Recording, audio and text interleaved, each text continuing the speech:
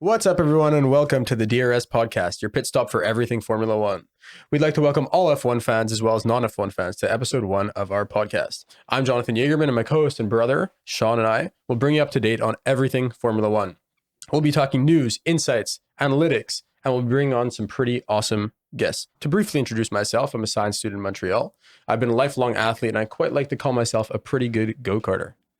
I'm super happy to be here with my brother here on the first episode of the DRS podcast. I'm a Babson senior in finance and entrepreneurship in Boston, also a lifelong athlete. And as of this weekend, I am actually a licensed pilot. So I'm super happy to be on the podcast, and it's going to be great fun talking Formula One to fans and bringing on some new fans. All right. And before we get into the business of it, so first episode on the DRS podcast is brought to you by Brokered by Josh Real Estate. Brokered by Josh is a real estate service in Montreal and its surrounding regions, specializing in luxury markets. Everyone knows that buying a home is one of the most stressful and most significant purchases of your life, and you don't want to mess it up. So Brokered by Josh has brokered over $13 million in transactions in June alone, so you know, and we're telling you, he's the real deal. If you're thinking of selling your home in this housing boom, think no further than Brokered by Josh. A free housing price estimate is being offered exclusively to our DRS listeners. If I was in this market, I would use Brokered by Josh. Go to brokeredbyjosh.com/DRS. That's brokeredbyjosh.com/DRS for a free house price estimate. Thanks again.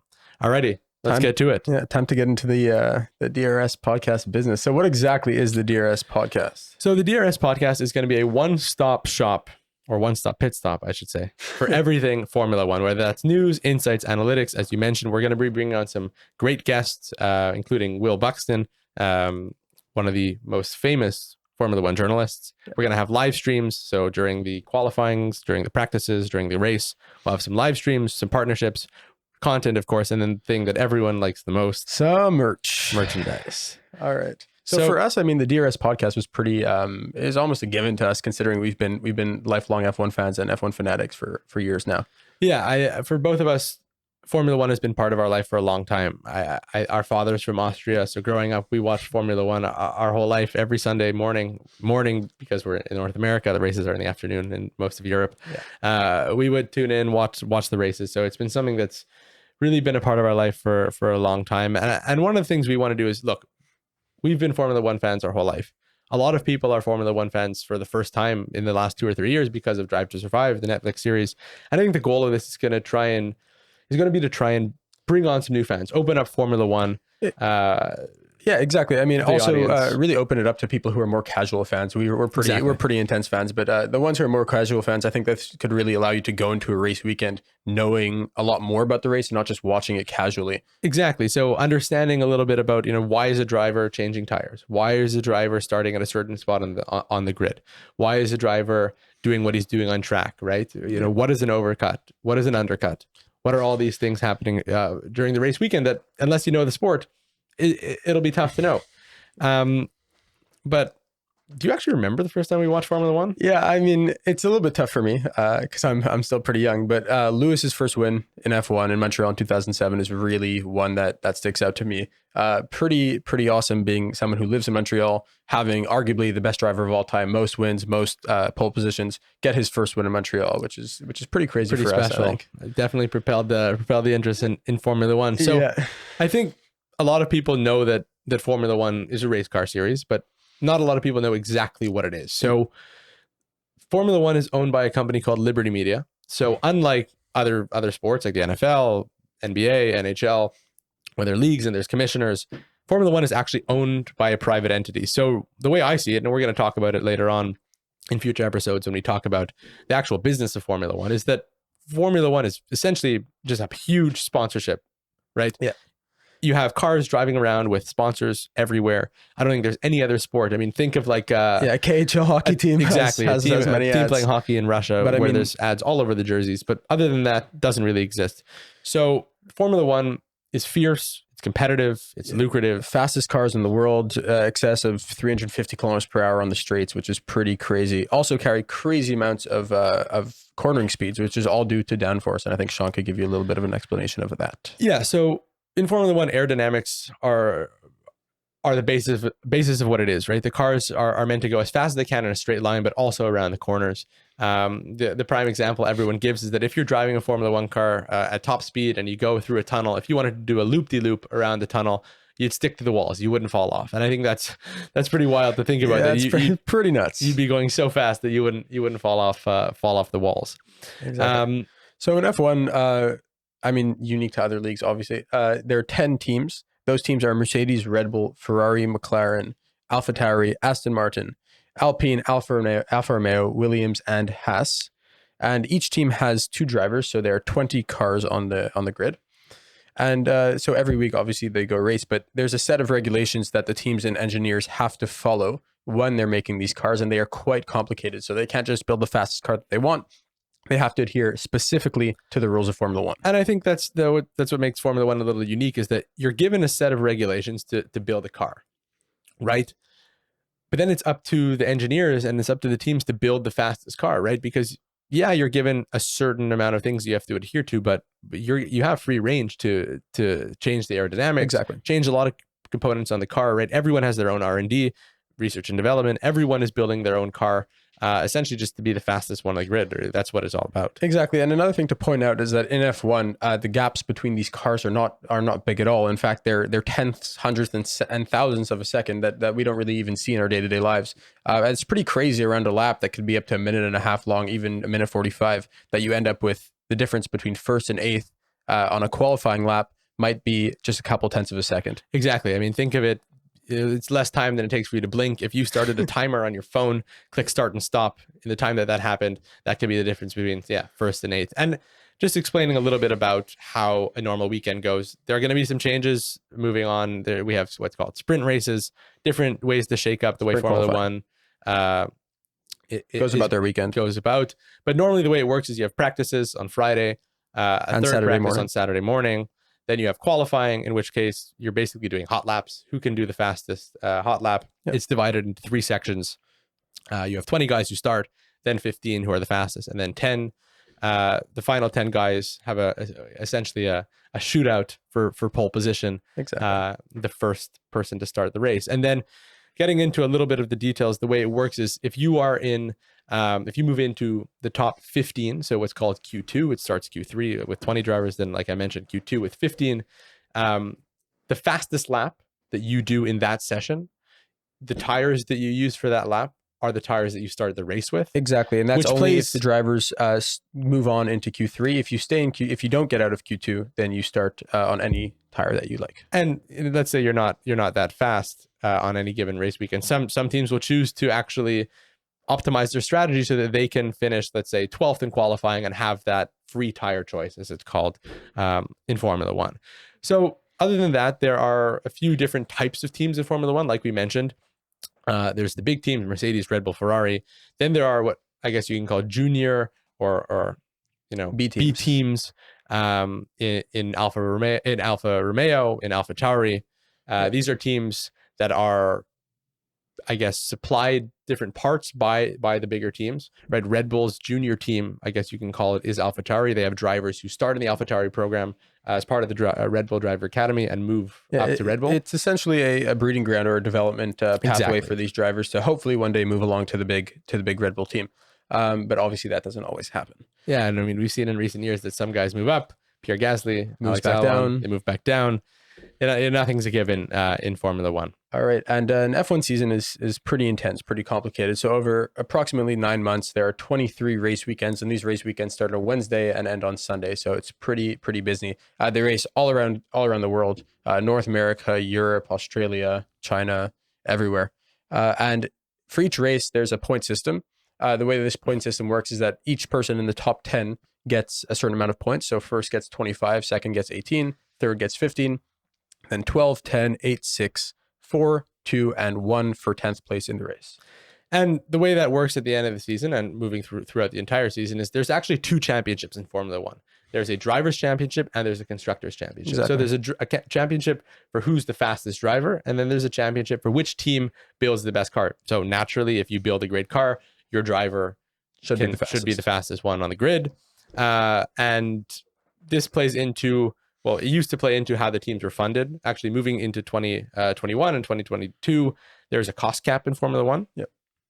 which is going to be $135 million moving forward, which is actually, I mean, it seems like a lot of money, and it is a ton of money.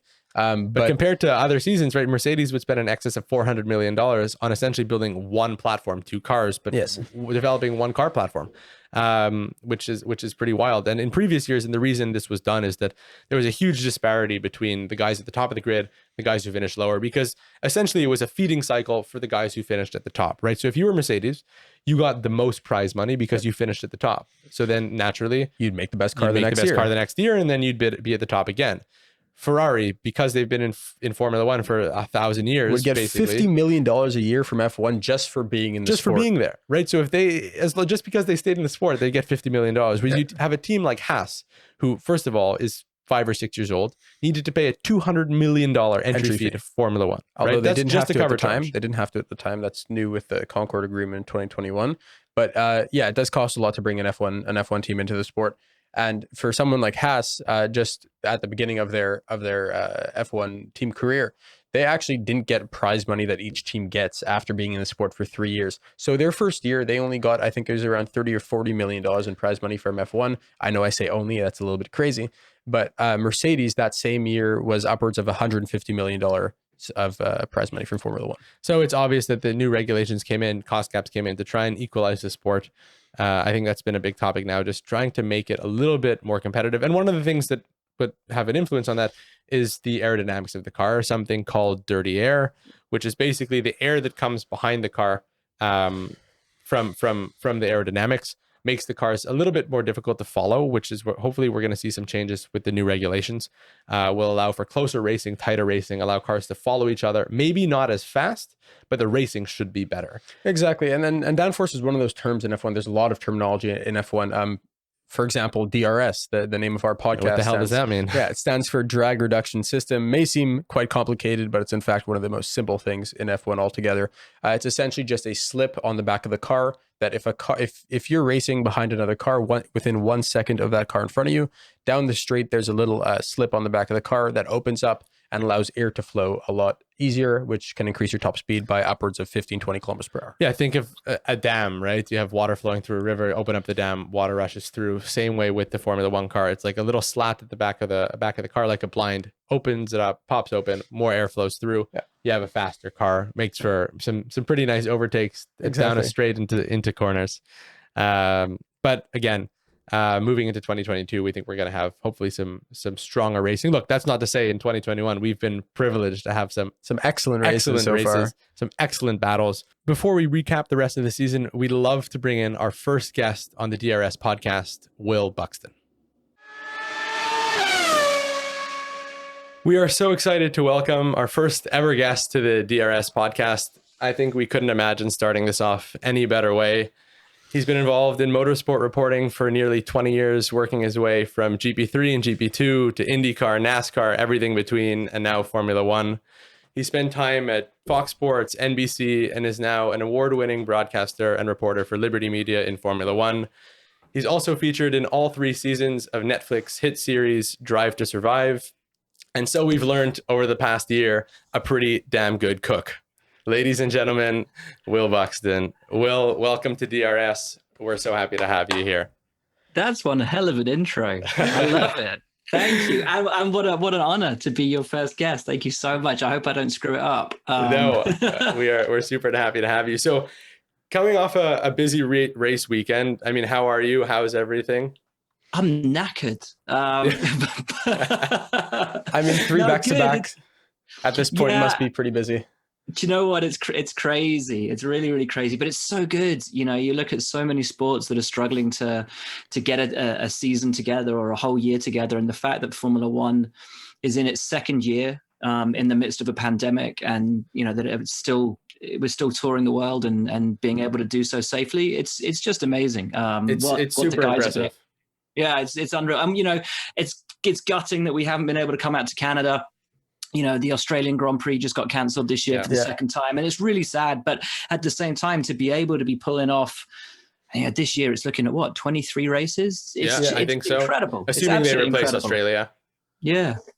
Maybe Turkey will come in again or not. We'll see. But Turkey's on for Singapore, so that exactly. Yeah. So, I mean, coming off a busy weekend, like we said, I mean, so much happened in this race. Of course, we watch everything from Friday through Sunday. But, Max won his third race of the year. Lando, another incredible performance, putting himself on the podium for the third time. George nearly snagging a point there. Yeah. We saw some nice respect between him and Fernando. And I think last week in Austria compared to this week, Mercedes just wasn't as fast, right? So what's your big takeaway from the weekend? What's a big storyline if you're looking at this race weekend as a whole? For me, the really big thing to take out of the whole fortnight in Austria is just how serene Max Verstappen is right now. This is the first time he's been running for a world championship in his life. Yeah. And he's just totally calm. He's just taking it all in his stride, and it's incredible, and look, this isn't Lewis's first rodeo, and it's not the first time that he's been behind in a championship run, but I don't know. I've never seen Max look as completely together as he does right now. And if Lewis is going to take this championship back, he's going to need one of the biggest fights of his career to do so, because he doesn't have the equipment that he's had in years gone by.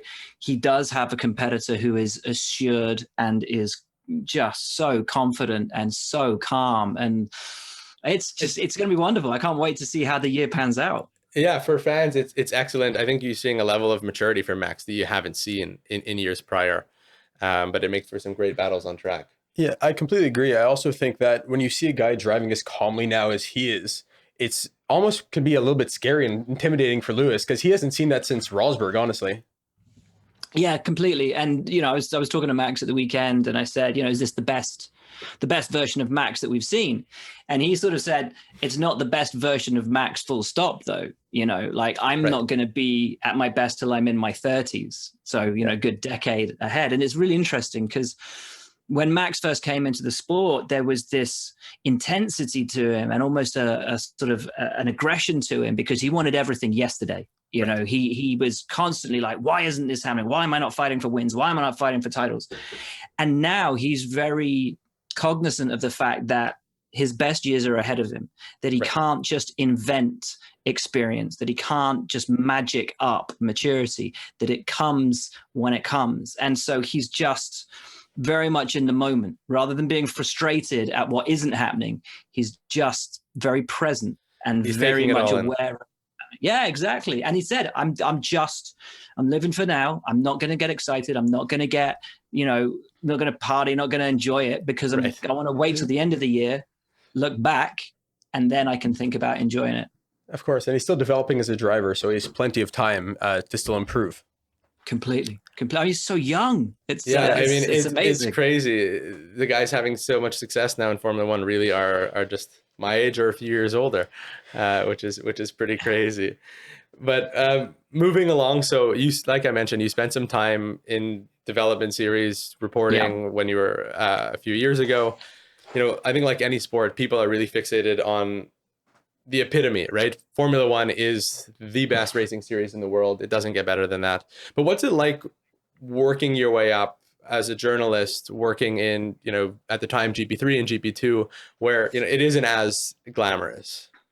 I think it's really important to get your foundation, get your basics, to build your experience, just as the drivers have to go through all the different levels to get to Formula One. I think it's important that as a journalist or as a broadcaster, you do the same. I was really lucky. I landed a job with Formula One magazine straight out of university. Wow. And I did 18 months there working as a staff writer. And it was, it's totally dream job. But when that job ended, I realized very quickly I wasn't really qualified to do it. And I always loved hanging out in the Formula 3000 paddock, as it was back then. And Formula 3000 got replaced with GP2, which became Formula 2. And I got offered the job of being press officer for GP2 when it started. And I thought, this is a great opportunity. It's a great chance to go and learn. Sure. And I did. And I went down and I PR'd Nico Rosberg's championship year, then Lewis Hamilton's championship year. Yeah. And so I got to know these guys when they were young and when they were, trying to get to Formula One. And I met a load of people in those years, whether they were drivers, engineers, mechanics, or photographers and fellow journalists who are now all in Formula One because they've done those levels from go-karts all the way through. And you rise together, and then you get to the top and you're like, oh, this is great. We're all here. Exactly. It must be a little bit of an interesting experience, especially like I remember you once spoke about seeing Lewis in Turkey. I think it was 2006, right before he was in F1, and he had like this huge breakthrough race. And that must be pretty incredible to watch them all really grow as drivers. Oh, totally. But there are some of them have facets that stay with them all the way through and they don't change, or you see elements of who they become when they're really young, and those elements kind of stay with them. Max, I remember when he got to Formula One and he was really picked up on his defensive driving and how people thought he used to chop in front of people. And I saw him in his first, his really earliest single-seater races when he was doing the Florida Winter Series out in America.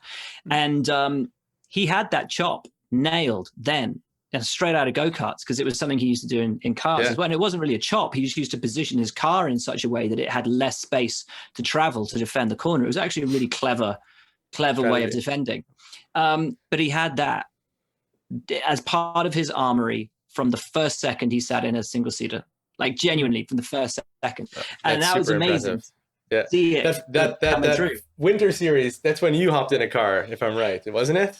Yeah, I'm glad you said hopped in a car and not raced, because it definitely didn't race. I just about kept it on the track. I just about hung on, and but what an experience, Still pretty impressive to say the least. I mean, I don't think we could come anywhere close to that. Well, I will always have the one feather in my cap is that I am classified in a race ahead of Canada's own Nicholas Latifi. So that's pretty impressive. We'll give you that. I'll have that. So keep that in the back for the rest of the time. It rained and he spun off. I didn't spin off because I wasn't driving fast enough, and that's the only reason. That's the only reason you kept it on track.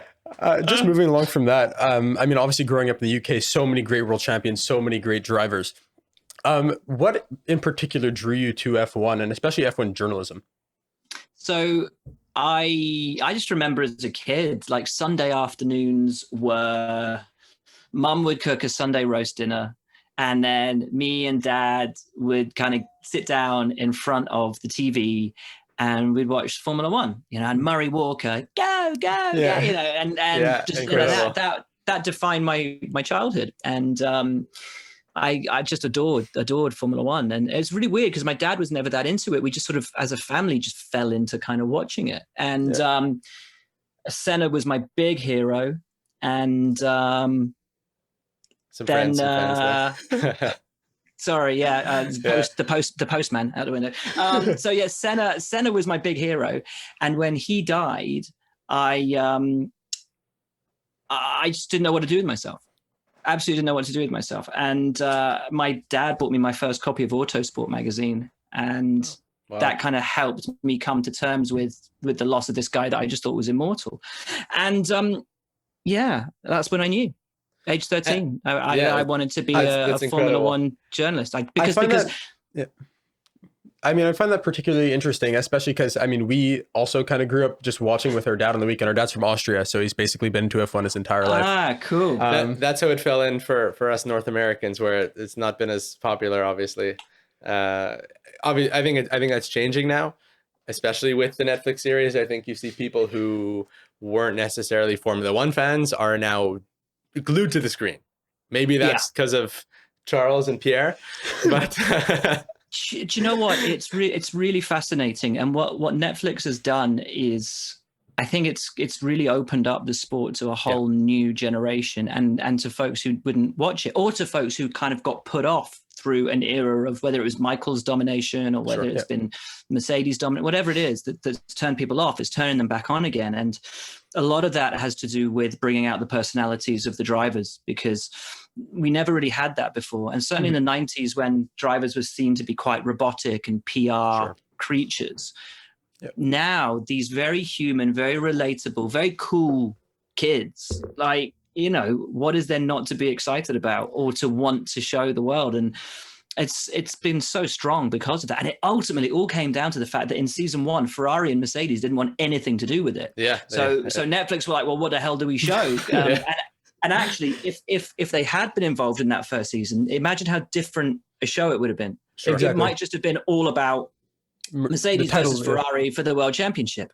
And we never would have got all these amazing human stories that they had to go and search for in order to create this brilliant televisual sort of event that it's become. And I think it's particularly impressive, and we've seen a change. I'm sure you've seen a change a little bit even in your work as well, is that with Netflix, with guys like Lando, who are so present on social media, with his own team at Quadrant that he's doing on the side, streaming between races, it's definitely changing, right? I think the world of social media reporting, social media being used in Formula One is definitely different than it used to be. You were on Netflix's Drive to Survive. How has it changed the way you do your job, if at all, being involved in these productions, tweeting, live streaming during the race weekend? I can imagine it has to be different.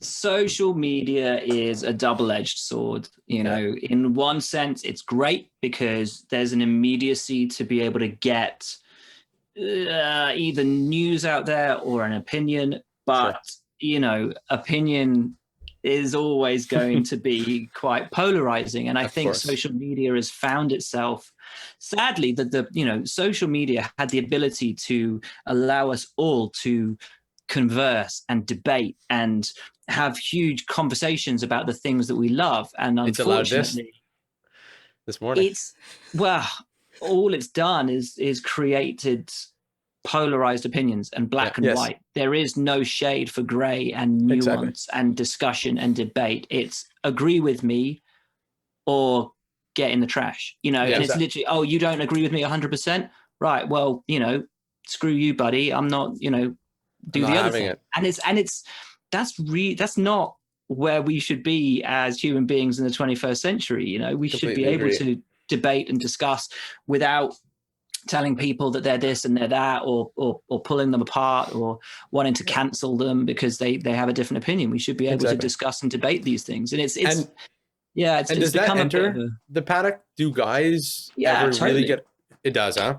Yeah, totally. Valtteri with his whole, to whom it may concern. F you. Famous, rather famous. Yeah.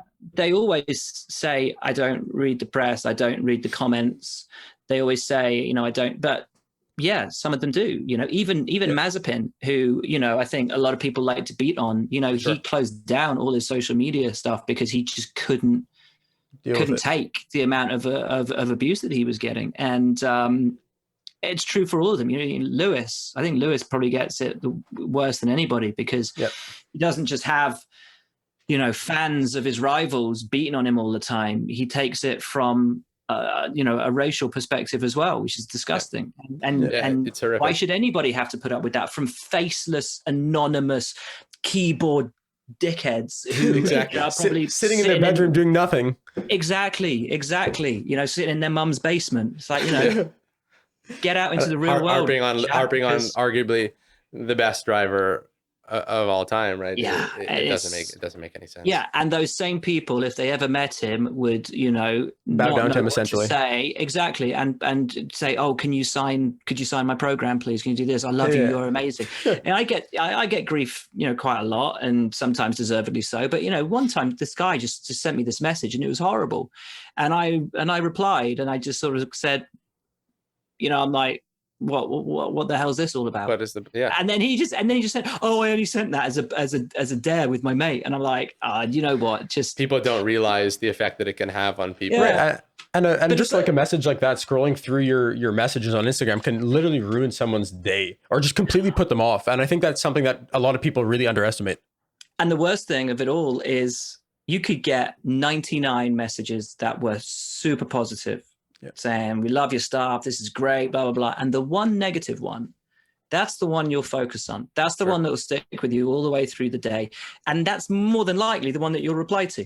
So you won't reply to the 99 people and say, thanks so much, that really means a lot to me. You'll reply to the one and go, well, F you too. So it's, it's really hard. But, the internet is at times a wonderful tool because it allows podcasts. It allows people to start blogs and vlogs and get their feelings and their opinions out there from a young age. And if I'd been 13 years old and starting out on this journey again, I'd have a vlog and I'd be writing online and I'd probably be doing a podcast. Would I be able to cope with the amount of grief that I got from people saying, you're crap, you're never going to make it, this and that. It's a hard thing to put yourself into, and it's not fair. Sure. No, absolutely not. Yeah, no, I think those things are really important to discuss, especially now. Yeah, especially regarding Red Bull and Verstappen in particular. I mean, they've been super impressive this season so far. How do you think they've been able to close the gap in particular? I mean, we've seen Ferrari and Seb in 2017 and 2018 really have a great car, and still they couldn't really compete for the championship. So what do you think is different about this season, different about Max? I think the regulation change that came in between last year and this year, which wasn't supposed to be huge, has actually been massive. And the rake.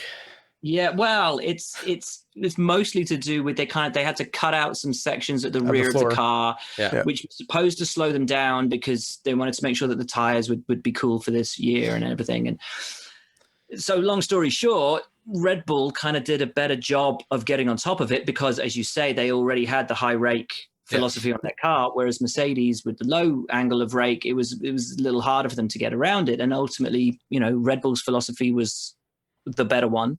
Sure. And Mercedes found themselves scrabbling a little bit. So I think it's as much Red Bull getting it right as it is Mercedes, quite incredibly, after all of these years of getting it right, maybe just getting it a little wrong. A little bit off. And all you need is a little bit off. That's what they need. Yeah, that's it. As you say, all you need is to be a little bit off. Yeah. And Red Bull have got you.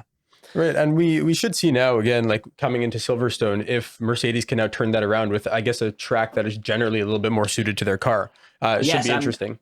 And with an upgrade package as well. Yes. But the difficulty is that they had such a sketchy testing season, only 3 days of testing, with the rear end was really, really, really loose, which is what had been affecting Red Bull for the last few years. And so to sort of counteract that, they had to stick a big old barn door of a rear wing on the car. So yes. That obviously will stick the thing down in the corners, but it's going to be draggy as hell on the straights. And the stats we got coming out of Austria is that the Mercedes were the slowest through the speed trap, which is mental. And that's crazy to think when the other Mercedes powered car, well, one of them, the McLaren, Lando's on rails in that rocket ship, right? Exactly. So it's fascinating. It's absolutely fascinating. Lewis doesn't think the upgrades are going to buy them the win.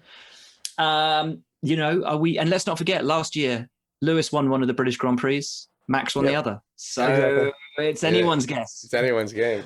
Should be interesting. We're really excited for it, that's for sure. Now that we know, like, especially after a weekend like this, that Lando's talent is really, really genuine. Do you think that now with his contract extension with McLaren, he'll really ever get a shot at a championship, at race wins, or do you think he's going to be stuck where he is right now?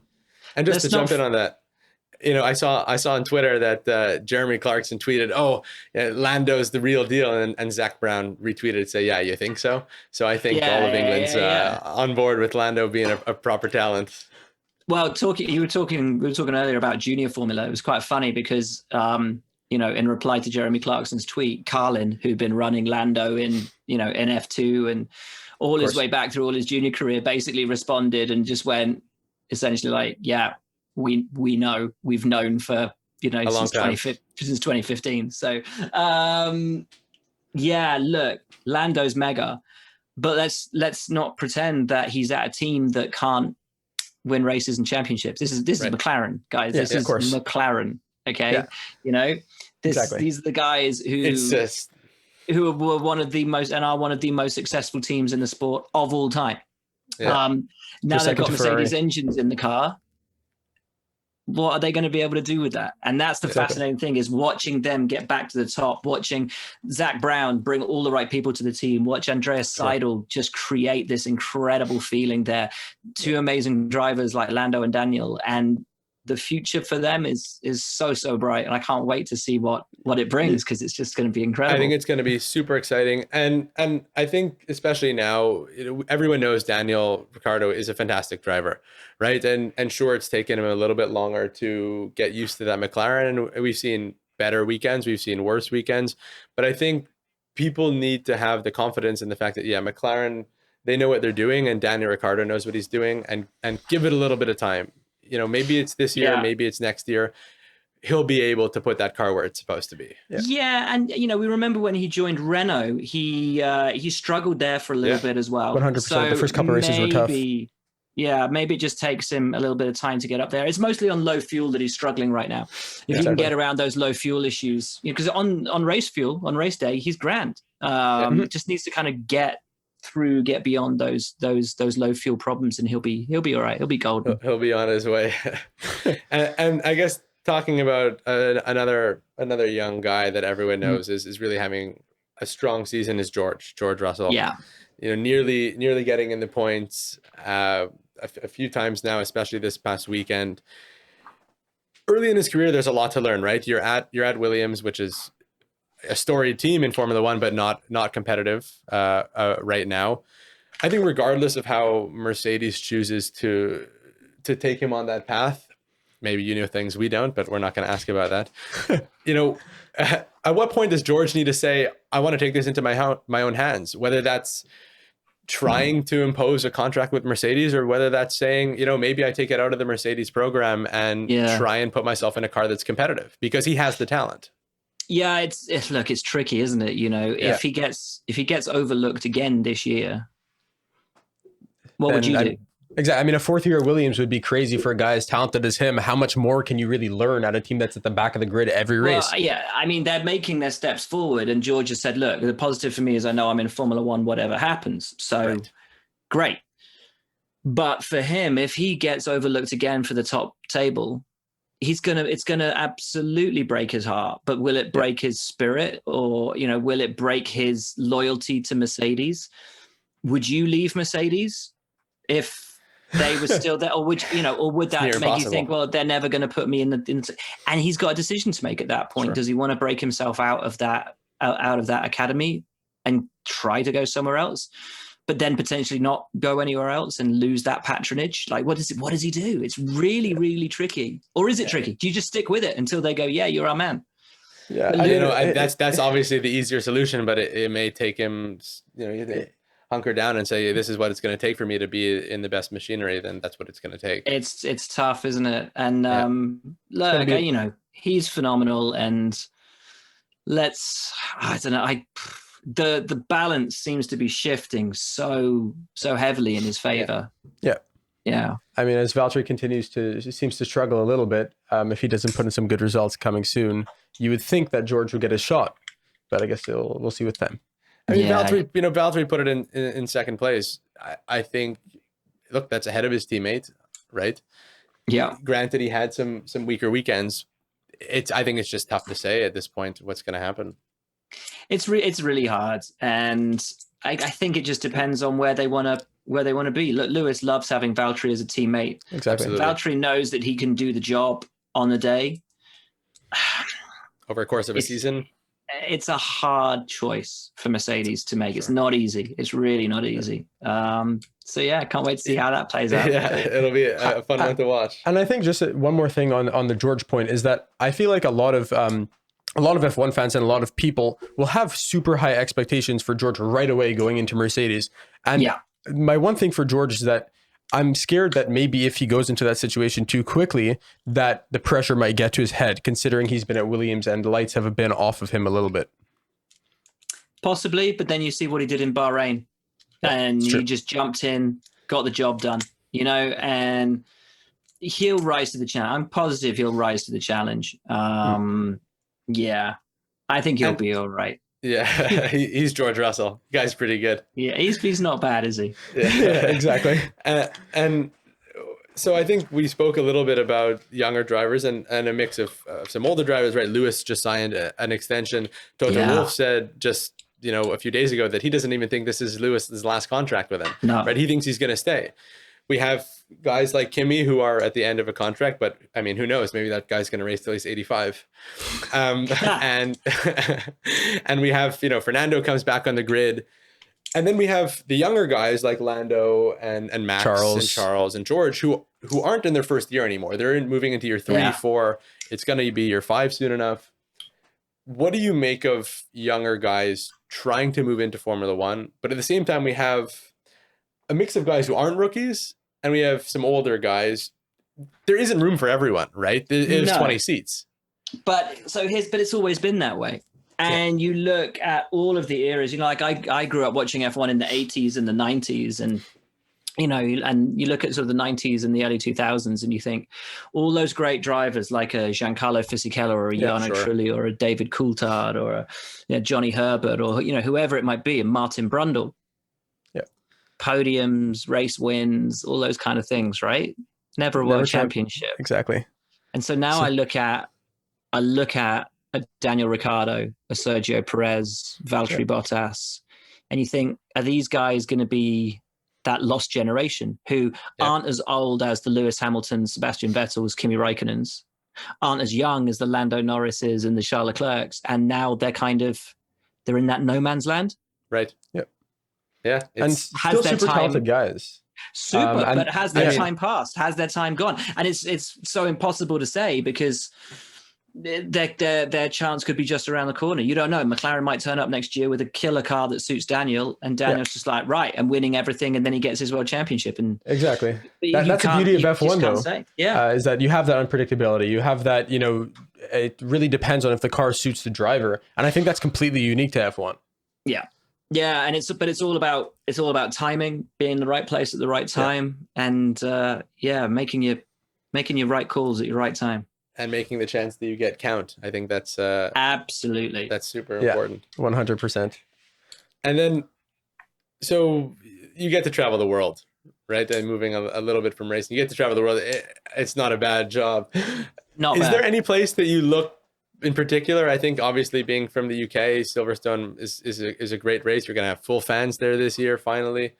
Is there anywhere you look towards around the world? Just like a spotlight you mark it on the calendar?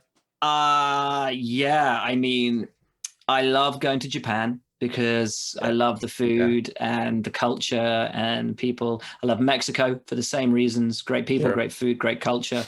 Even though I'm allergic to avocado, dangerous. I love company like Montreal is always a blast. Like it's always great fun. So it's kind of weird, like the thought of going to races and going to cities at the moment with the knowledge that if we go, we're actually going to be locked down and not allowed out. So Budapest last year was a weird one because we were literally like locked in our hotel, not allowed to leave the front door of the hotel. And it was like, I love this city. And I can't even put a foot out of the front door. So it's very strange to do that at the moment. But I'm very lucky that I've had 18 years of kind of traveling with this and seeing all of these amazing places that I adore. Silverstone's pretty low down the list, to be honest with you. Like, I'm really happy for the fans that they're going to get back into the grandstands. But yeah, there are so many. If you get out of the UK, you're happier. Yeah, basically, just get me out. Especially after this year. And along those lines, also, I mean, being away for this year might be 23 weeks, and these are long weekends of the year. So what type of toll does that take? I know obviously a triple header is tough, but over an entire season, that must take its toll. It's hard. It is really hard. And I'm not going to sit here and whinge and moan and say, oh, pity me with this globe-trotting job. Because that's not it at all. But it does take its toll, and it is hard. And mentally it's very difficult, particularly under COVID times. It's very, very difficult because you are locked down when you're at the races. It's incredibly kind of stifling. And then when you get home, we have to quarantine for the entire time we're at home pretty much until we fly to the next race. So you're basically on lockdown all the time. But then you get to go and do this great job, which is wonderful. But yeah, you don't see as much of your family as you'd like, or your friends. You lose touch with a lot of people, and it can be quite a lonely, very tiring kind of existence. But you do it because it's your passion and you love it. Exactly. And you throw yourself into it fully because, if you didn't love it, you there's no way you do it if you didn't love it. So exactly. Yeah, it's a wonderful thing to be a part of, but it's by no means an easy gig. Yeah. Yeah, and you even see Lewis speaks about it sometimes that these times are definitely different, right? He's a superstar, travels the world. I saw this morning he was at some fashion show somewhere, so I don't think it's too bad. But he mentioned that most of this is done alone, right? And you travel the world, and keeping your head on straight is definitely a challenge in itself. Yeah, it is, particularly at the moment. But what's good at the moment is people are far more open to talking about it and recognizing the struggles and being honest about that. You don't have to bottle it up and hide anymore. When I first became involved with Formula One, it was a very kind of macho man's world, and you didn't show emotion and didn't get upset about things. And if you were struggling, you didn't really. Nobody knew. No, nobody said anything about it. The first time anybody knew was, when somebody sort of went out and made a bit of an idiot of themselves because they drunk too much or whatever, and then burst into tears and what's going, and then you realize that actually the things weren't all tickety blue. So, but yeah, there's a lot more support for each other than there ever has been before, and that's a recognition that mental health is something we need to look after. Yeah, that's great. And then just moving on to one more thing, with quite an exciting championship battle this season, which we're all loving as F1 fans. Got any predictions? If you had to throw the money bag on someone this point of the year, it's got to be Max, hasn't it? He's so good. He's so good right now. And as I said at the top, he's just serene, calm, taking it all in his stride. And what I would love to see is Mercedes swing back, Lewis eat in to the championship, take that lead back, and then watch Max claw it back and win, because that would just be, it would be such a sensational narrative. Mega. What a storyline that would be. Can you imagine? It would just be crazy. Yeah. I think, also at 23 years old, having that type of season under his belt, you can't even imagine what he can do in the future. It'd be really incredible. Exactly. He's just growing and learning all the time, but he's never done a full season's championship challenge before. Yep. Lewis has. You don't expect Lewis to take this line down. He will swing back in the second half of the year, and he's done this so many times. So exactly, it'd be fascinating to watch how he holds it together, whether Max can keep his composure and just run it into the end. It's going to be brilliant. Exactly. And Lewis loves that second half of the season. I mean, even 2019 against Valtteri, Valtteri had a super strong start. Lewis came back. Rosberg years, Seb years, always the second half of the season, he killed it. Yeah, so that's where he comes on strong. Yeah. As a guy who likes Lewis, I have to say, I do hope that he does bring a little bit of a fight to Max. But the amazing thing with this year, though, is that Lewis might not have signed another deal. If he just won his 8th title at a canter, he might have said, 8 titles, thank you very much, I'm out. Exactly. But the fight with Max is what's made him sign till 2023. Exactly. Because he's loving it. And that's 38 years old at that point. He's going to be 38, in a top car. He'll be a week off his 39th birthday. Yeah, incredible. Crazy. Incredible. Yeah. Old Grandpa Lewis. Exactly. I can say that because I'm 40 now. So it's okay. And you know him pretty well. It's He's going to be. Do you think he's going to be any slower age 39? I don't. Seeing Lewis at this point in his career, now he's 36, still, beating everyone around him essentially, except for Max, obviously this year. You can't really count him out. 7-time world champion at 90. What is he at? 98 race wins now. Going to be nearly impossible to say that he's going to slow down. But then again, it does happen to everyone, and it will happen to him eventually. Yeah. But I think that's all we have, and awesome, guys. It's been an absolute pleasure. It's truly been great. For two Formula One fans to have the chance to speak with you for just over half an hour. It's been mega. It's been incredible. And my pleasure. As you would say, I believe in 2018 or 2019, in front of that Haas garage, it's been absolutely fantastic having you. Matt, do you know what? I wish I'd never started on those things. Thank you so much. We loved it. Really, guys, it's been great fun. Thank you so much for inviting me on. And you know what? It's as I was saying, the one thing that keeps us going through this all the time is passion. And Absolutely. If you bring passion to everything that you do, and what you do with your podcast, it's going to be huge and really successful. And you guys have clearly got a hell of a lot of passion. So thank you so much for inviting me on. Who knows? Maybe we'll have We'll have a colleague of yours on at some point, maybe. Who knows? Totally. Get Lawrence on Thank here. you so much, guys. Thank you so much, Will. Thank you so much, Will. We appreciate My it. pleasure, It's been a boys. pleasure. We want to thank Will for joining us again on the DRS podcast. That was an exceptional interview. We hope to have some more really, really exciting interviews for you all. And with that, back to the rest of the podcast.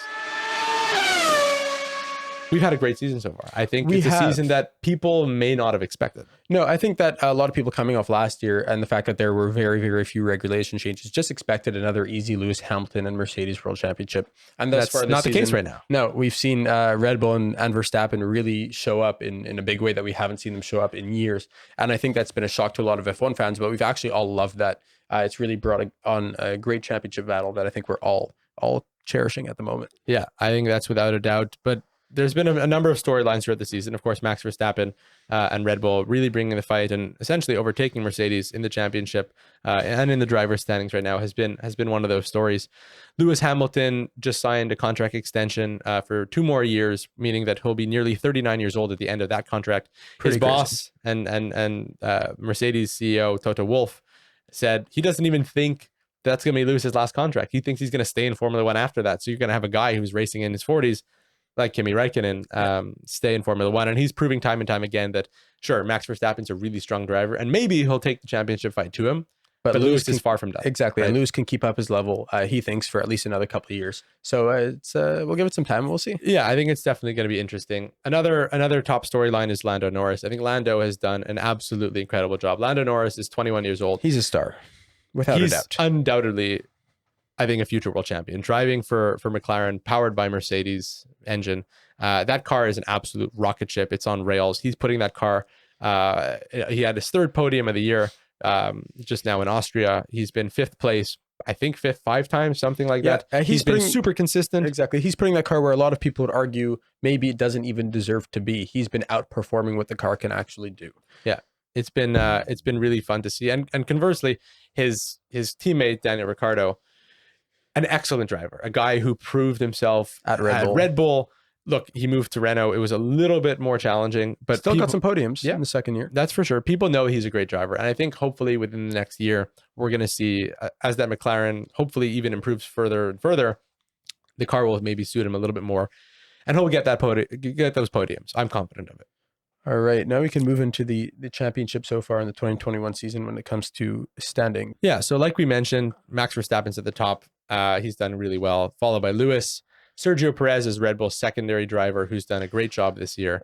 Then comes Lando Norris, Valtteri Bottas, and Charles Leclerc. Valtteri's had a bit of a disappointing season so far. And yeah, I mean, Charles has been performing, I guess, up to standard about what the Ferrari can do. I think those Ferraris, they're 6th and 7th in the championship. Charles followed by Carlos Sainz, just 2 points in between them, showing that Ferrari, look, it's not what it used to be. It's not what where Ferrari they want it to be. Used to be. It's definitely not where they want it to be, but it's a car that's hopefully becoming more and more competitive. We see, I think, a level of consistency and a level of performance from Carlos that maybe people weren't expecting. People knew he was a good driver. Yeah, I think. But Charles Leclerc is a superstar, right? Exactly. So, and I think a lot of people seeing Lando excel this season and seeing Carlos excel this season, who were both teammates last year, really shows how high level drivers these guys are. Exactly. And I think is really impressing a lot of people. Yeah. And moving down in 8th, we have Daniel Ricciardo, who, like we mentioned, is having his ups and downs this season. He's in a great car that may not suit his driving style right now, but I'm confident that he has the ability to bring that car to where it should be. And then moving after that, we have Pierre Gasly in the AlphaTauri, so the Red Bull junior team, and he's done an incredible job. He's done an excellent job for the second year in a row. Obviously, last season he got a race win. I don't know if that's going to happen again this season, but he's definitely bringing the best out of that car, especially on Saturdays and Sundays as well. He's performing quite well, although there have been a few mistakes from his side. Exactly. And then moving into 10th, we have Sebastian Vettel, 4-time world champion. Sebastian's driving an Aston Martin this year. Subpar. Yeah, I think it's safe to say that he's had some challenges driving that car. I think last year, a lot of people may have overestimated how good that car was. It was essentially highly debated, but a carbon copy of the extremely successful 2019 Mercedes car. So he moved to Aston Martin hoping, I think, that the car would be just as good this year, but it's not. So yeah, they're about middle of the midfield, so not exactly where Seb wants to be. Yeah. And then moving down to the second half of the grid, we have Fernando Alonso, who is in the Alpine, doing a good job. Look, he's again a 38 years old now, two-time world champion, coming back into F1. You have to give him tip of the hat. Yeah. He's done a good job, and I'm sure he'll continue to do better. Exactly. Lance Stroll is the second Aston Martin driver, who this season, I mean, has been performing all right, had some decent results in the points, is currently behind his teammate Sebastian Vettel. But as the season progresses, we'll see how that moves along. But for a guy like Lance, I think this season is all about how he performs against the four-time world champion relative teammate. to Seb. I think he has to benchmark himself. Exactly, and as long as he can be close, or even in some races, if he surpasses Sebastian, that'll be really impressive for him. Yeah, and then down in 13th, we have Esteban Ocon, the other driver at Alpine. Esteban just signed a 3-year extension with Alpine. I think he's a good driver. He's a French guy in a French team. I think that there's a level of confidence in him, but at the same time, he needs to perform. Yeah. I think that he's struggling at the moment. He's struggling. He's not driving the way I think a lot of people know he can. Yeah.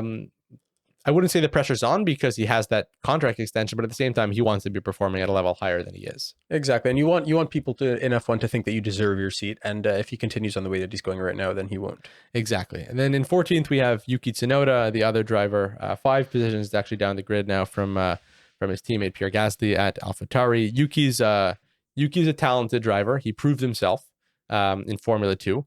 But he's having, again, I think similar to a few other guys, an up and down season where he's trying so hard to get that car up into the points, up into 10th spot and higher, race weekend in and out, that he's having some trouble, right?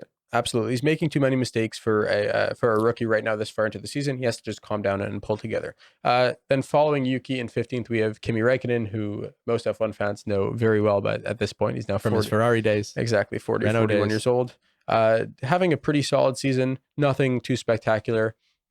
And just outperforming his teammate a bit. And then 16 through 20, we have Antonio Giovinazzi, George Russell, Mick Schumacher, Nikita Mazepin, and Nicholas Latifi. So the drivers, second driver for Alfa Romeo, and then the drivers for Williams and Haas. I think it's worth noting that we have a few good talents in there. George Russell is incredible.